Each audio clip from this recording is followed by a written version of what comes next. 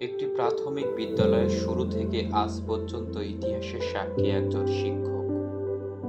আজকে ভিডিওতে আমরা দেখব তার শেষ দিনের পাঠদান, স্মৃতি ও বিদায়ের গল্প।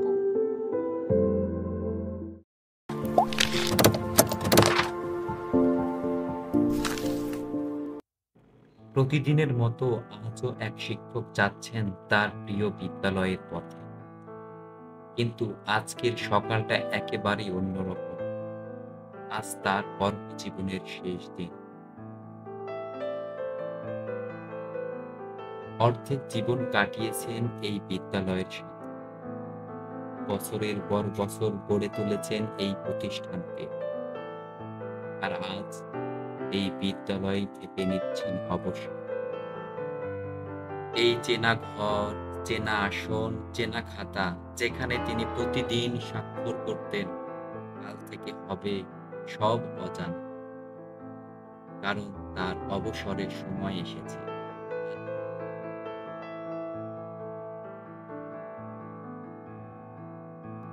এই বিদ্যালয়টি গড়েছিলেন 4 জন শিক্ষক।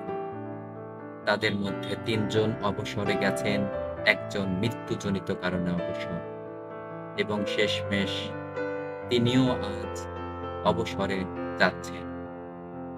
এই বিদ্যালয়ের ইট, কাঠ, পাথর সব যেন তার ভালোবাসার প্রতীক। এই প্রাথমিক বিদ্যালয় থেকেই আমার প্রাথমিক শিক্ষা শুরু। তিনি আমার শিক্ষক ছিলেন এবং তিনিই আমার বাবা। শিক্ষার্থীদের হাসি, খেলার মাঠের কোলাহল আর একটি শ্রেণীকক্ষের আলোচনায় ভরে উঠেছিল তার প্রতিটি দিন।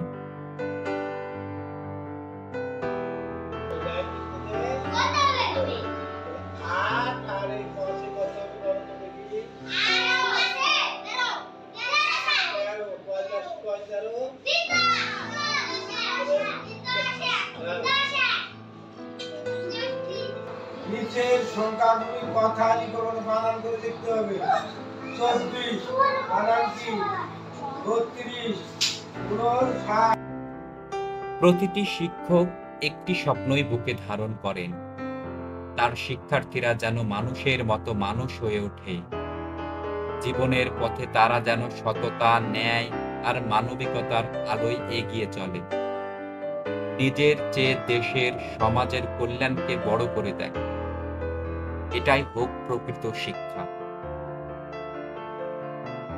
আপনারা সবাই আমার বাবার জন্য দোয়া করবেন। তিনি যেন দীর্ঘায়ু এবং সুস্থ জীবনযাপন করতে পারেন।